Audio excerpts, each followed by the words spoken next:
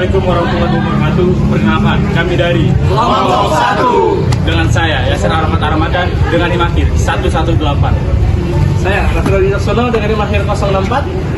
Saya Ilham Yoga Pangisu dengan Imakir 146. Saya Deputer dengan Imakir 059. Saya Ahmad Sidik dengan Imakir 019.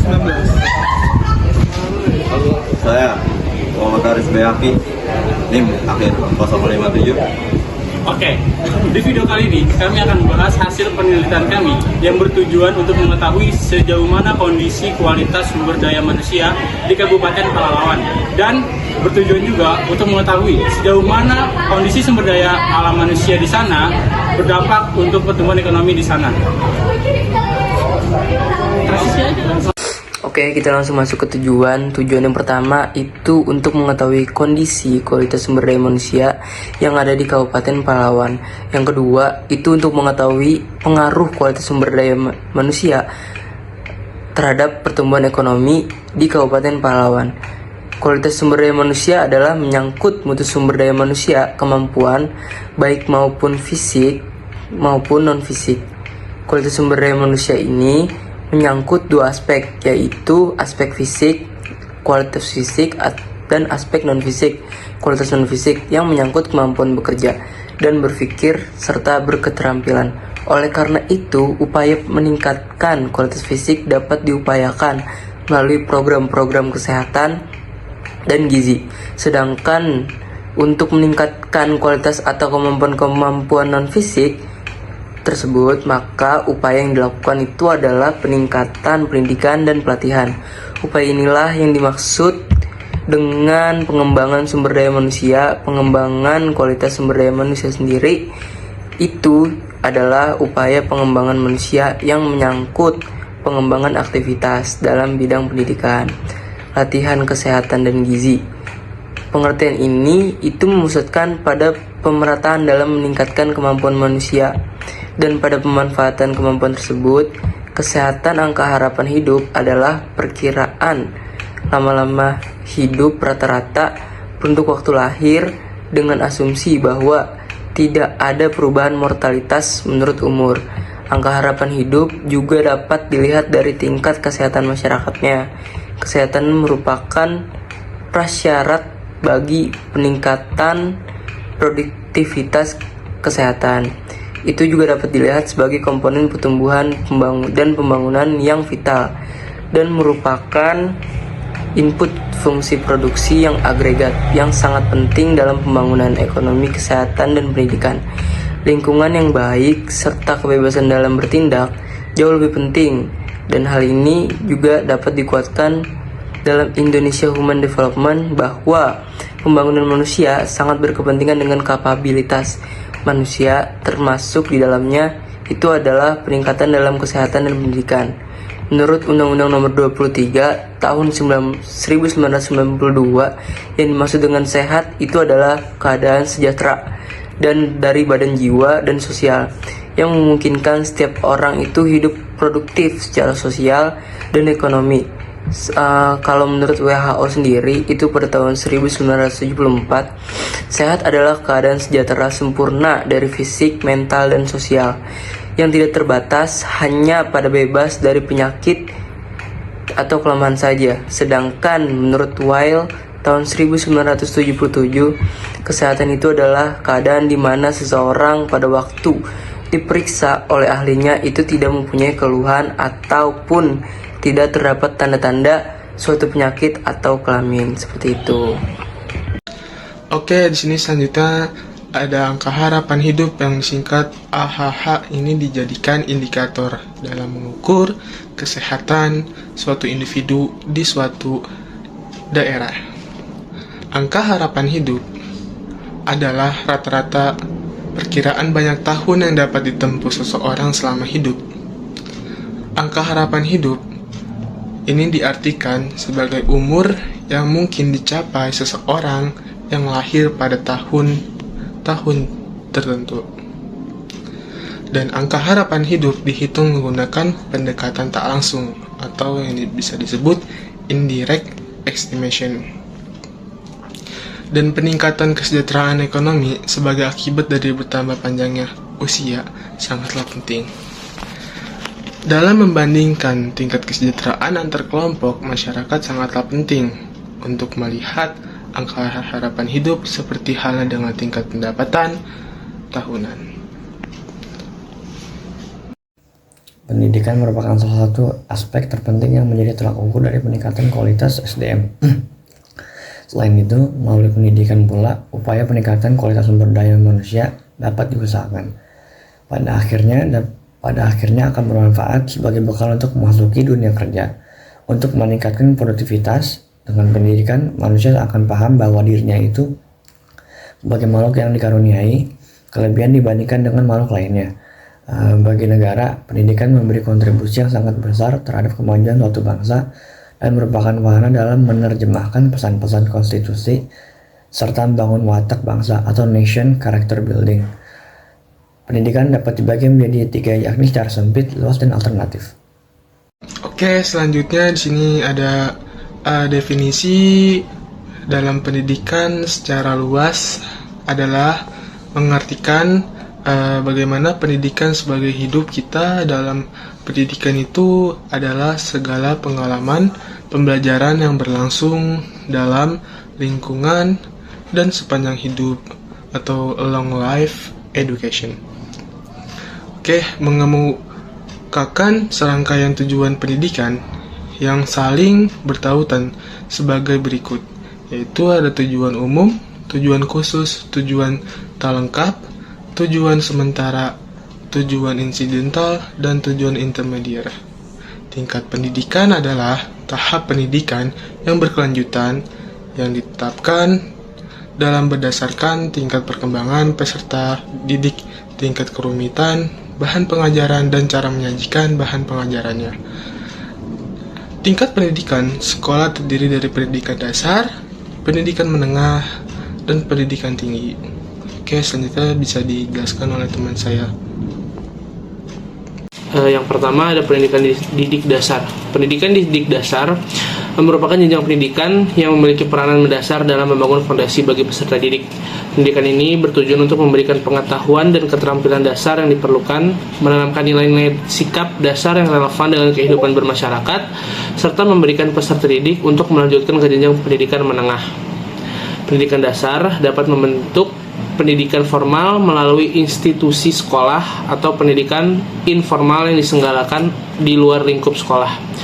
Kedua bentuk pendidikan ini mencakup pendidikan biasa maupun pendidikan luar biasa yang disesuaikan dengan kebutuhan individu peserta didik. Tingkat pendidikan dasar biasanya mencakup sekolah dasar atau SD yang berfungsi sebagai tahap awal dalam sistem pendidikan nasional. Yang kedua ada pendidikan menengah. Pendidikan menengah terdiri atas 2 jalur utama, yaitu pendidikan menengah umum dan pendidikan menengah kejuruan. Masing-masing dengan karakteristik dan tujuan yang berbeda. Pendidikan menengah umum dirancang untuk mempersiapkan peserta didik dalam melanjutkan studi ke jenjang pendidikan tinggi sekaligus membuka peluang untuk memasuki dunia kerja.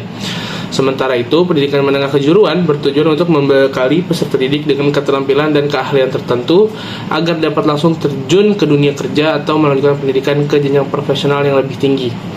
Kedua jalur pendidikan ini dapat diselenggarakan dalam bentuk pendidikan biasa maupun pendidikan luar biasa pula, tergantung pada kebutuhan dan kemampuan peserta didik. Jenjang pendidikan menengah mencakup sekolah menengah pertama atau SMP, sekolah menengah atas atau SMA, dan sekolah menengah kejuruan atau SMK. Yang ketiga ada pendidikan tinggi. Pendidikan tinggi adalah jenjang pendidikan yang memiliki peran strategis dalam mempersiapkan peserta didik menjadi anggota masyarakat yang memiliki kompetensi tinggi, baik dalam bidang akademik maupun profesional. Pendidikan ini bertujuan untuk menghasilkan individu yang mampu menerapkan, mengembangkan, serta menciptakan ilmu pengetahuan, teknologi, seni, dan lain sebagainya. Melalui pendidikan tinggi, diharapkan peserta didik dapat berkontribusi secara signifikan dalam pembangunan nasional dan peningkatan kesejahteraan manusia. Menyediakan berbagai program studi sesuai kebutuhan masyarakat dan juga perkembangan zaman. Manusia sepanjang kehidupannya akan senantiasa terpengaruh oleh 3 lingkungan utama yang membentuk proses pendidikannya.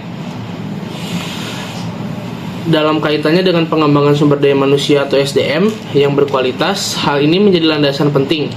Pengembangan SDM atau sumber daya manusia bukan hanya bertujuan untuk mencetak individu yang memiliki pengetahuan dan keterampilan sesuai dengan tuntutan dunia kerja saat ini, tetapi juga membentuk manusia yang memiliki kemampuan inovasi, motivasi, dan kesiapan untuk terus belajar sepanjang hayatnya.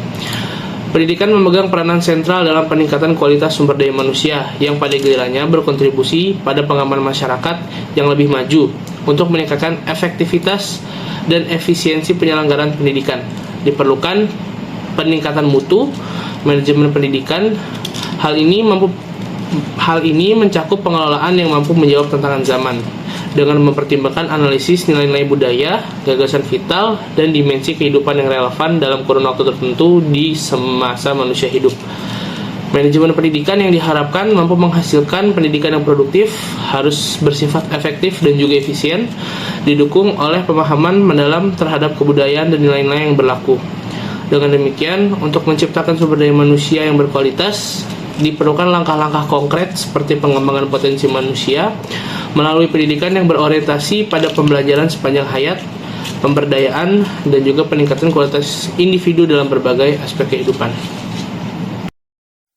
Beberapa upaya untuk mengembangkan sumber daya manusia, diantaranya adalah terdapatnya pendidikan yang diorganisasikan secara formal pada tingkat dasar, menengah, dan pendidikan pada tingkat tinggi. Manfaat dari adanya pendidikan bagi pembangunan ekonomi suatu bangsa secara umum dapat dilihat dari berbagai pendapat, yaitu yang pertama, dapat menciptakan tenaga kerja yang lebih produktif, dan karena adanya peningkatan pengetahuan dan keahlian. Yang kedua, tersedianya kesempatan kerja yang lebih luas. Yang ketiga, terciptanya suatu kelompok pemimpin yang terdidik guna mengisi jabatan-jabatan penting dalam dunia usaha maupun pemerintahan. Yang keempat, tersedianya berbagai macam program pendidikan dan pelatihan yang pada akhirnya dapat mendorong peningkatan dalam keahlian dan mengurangi angka buta huruf.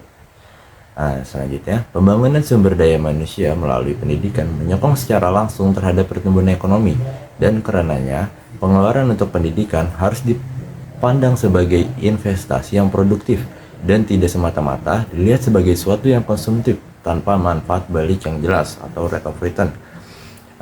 Nilai balik pendidikan adalah perbandingan antara total biaya yang dikeluarkan untuk membiayai pendidikan dengan nilai total pendapatan yang akan diperoleh setelah seorang lulus dan memasuki dunia kerja. Selanjutnya, investasi sumber daya manusia menjadi lebih penting peranannya dalam pembangunan. Hal ini karena kegiatan dalam akumulasi modal fisik dapat mengakibatkan penambahan hasil yang menurun dalam penggunaan modal, atau yang biasa disebut marginal diminishing return of capital. Sedangkan pembangunan membutuhkan kelangsungan dalam jangka panjang, sehingga adanya investasi sumber daya manusia dapat meningkatkan kemajuan teknologi yang pada akhirnya dapat menimbulkan kenaikan produktivitas penduduk. Hubungan kualitas sumber daya manusia dengan pertumbuhan ekonomi mengandung dua arti, yaitu yang pertama itu diartikan sebagai pertumbuhan ekonomi digunakan untuk menggambarkan bahwa suatu perekonomian telah mengalami perkembangan ekonomi dan mencapai taraf kemakmuran yang lebih tinggi. Pengertian kedua itu merupakan tujuan dalam mendapatkan gambaran atas permasalahan ekonomi yang dihadapi dalam jangka panjang. Masalah jangka panjang perekonomian makro adalah masalah pertumbuhan. Nah, masalah ini itu mengenai bagaimana kita menyetir perekonomian agar ada keserasian antara pertumbuhan penduduk, pertambahan kapasitas produksi, dan tersedianya dana untuk investasi pertumbuhan ekonomi, atau diartikan sebagai kenaikan GDP (Gross Domestic Product), tanpa memandang kenaikan tersebut lebih besar atau lebih kecil dari pertumbuhan penduduk yang terjadi, serta tanpa memandang apakah terjadi perubahan dalam struktur perekonomian atau tidak. Pertumbuhan ekonomi diidentikan pula dengan kesejahteraan dan tingkat kehidupan. Sebagian besar dari komponen pertumbuhan ekonomi ini berorientasi terhadap aspek konsumsi dari perkiraan pendapatan nasional. Komponen konsumsi ini dianggap lebih penting daripada komponen pendapatan, karena komponen ini itu secara langsung akan mempunyai pengaruh besar terhadap rakyat, terhadap tingkat kehidupan masyarakat. BPS itu menjelaskan bahwa PDRB adalah jumlah barang dan jasa akhir yang dihasilkan oleh berbagai unit produksi di suatu daerah tertentu dalam jangka waktu tertentu. Nah, PDRB ini itu dapat digunakan sebagai indikator. Yang pertama itu tingkat pertumbuhan ekonomi suatu daerah, yang kedua itu tingkat pertumbuhan per kapita, yang ketiga itu perubahan atau pergeseran struktur perubahan suatu ekonomi daerah, keempat tingkat inflasi dan deflasi, yang terakhir itu tingkat kemakmuran penduduk. Kesimpulannya adalah kondisi kesehatan penduduk Kabupaten Pelalawan terus membaik berdasarkan angka harapan hidup. Untuk terus memperbaiki kondisi ini, pemerintah daerah Kabupaten Pelalawan harus menambah fasilitas kesehatannya. Adapun jumlah sarana rumah sakit yang masih terbatas dan hanya terpusat pada Kota Pangkalan Kerinci masih kurang maksimal untuk memperbaiki kondisi kesehatan masyarakat Kabupaten Pelalawan. Diharapkan pemerintah Kabupaten Pelalawan dapat menambah sarana kesehatan berupa rumah sakit yang merata di setiap daerah agar masyarakat dapat mengakses fasilitas kesehatan dengan lebih mudah sehingga kondisi kesehatan dapat lebih ditingkatkan. Yang kedua, keadaan pendidikan di Kabupaten Pelalawan yang dilihat dari rata-rata lama sekolahnya tahun 2012 masih sangat rendah, yakni 8,24 tahun, atau dengan kata lain belum mencapai jenjang sekolah menengah ke atas dan wajib belajar 12 tahun. Sehingga masih perlu ada usaha-usaha yang lebih keras lagi untuk meningkatkan angka rata-rata lama sekolah menjadi lebih baik lagi. Oleh karena itu, pemerintah perlu memberikan perhatian lebih serius lagi terhadap sistem pendidikan di Kabupaten Pelalawan. Yang ketiga, pendapatan per kapita penduduk yang terus meningkat dari tahun ke tahun mencerminkan membaiknya kemampuan penduduk untuk memenuhi kebutuhan hidupnya. Hal ini juga perlu diperhatikan oleh pemerintah agar pendapatan per kapita bisa lebih meningkat dan merata di setiap golongan penduduk sehingga kesejahteraan penduduk Kabupaten Pelalawan lebih meningkat juga. Nah, jadi dalam penelitian ini data yang kami gunakan adalah data time series yang merupakan data tahunan yang dimulai dari tahun 2023 sampai 2012. Penelitian ini menganalisis pertumbuhan ekonomi sebagai variabel dependen, sedangkan variabel independennya terdiri dari kesehatan, yang dalam kata lain angka harapan hidup, lalu pendidikan, dan pendapatan per kapita. Sesuai dengan permasalahan dan perumusan model yang dikemukakan serta hipotesis, maka teknik analisa data yang digunakan dalam penelitian ini meliputi analisis deskriptif dan analisa yang menjelaskan gejala-gejala yang terjadi pada variabel-variabel penelitian untuk mendukung hasil analisis statistik. Nah, berdasarkan perumusan model yang telah dijelaskan yang digunakan untuk melihat kebenaran hipotesis, maka regresi yang digunakan adalah regresi linear berganda dengan menggunakan data 2023 sampai 2012. Data olahan dari hasil statistik deskriptif di atas dapat dilihat bahwa nilai minimum untuk variabel pertumbuhan ekonomi adalah 1,913,725. Nilai maksimum sebesar 3,579,969 dan sedangkan rata-rata sebesar 2,672,478 dengan standar deviasinya itu sebesar 560,897. Pada variabel kesehatan diperoleh nilai minimum sebesar 66,40, nilai maksimum sebesar 69,08 dengan rata-rata 68,21 dengan standar deviasi 0,86859.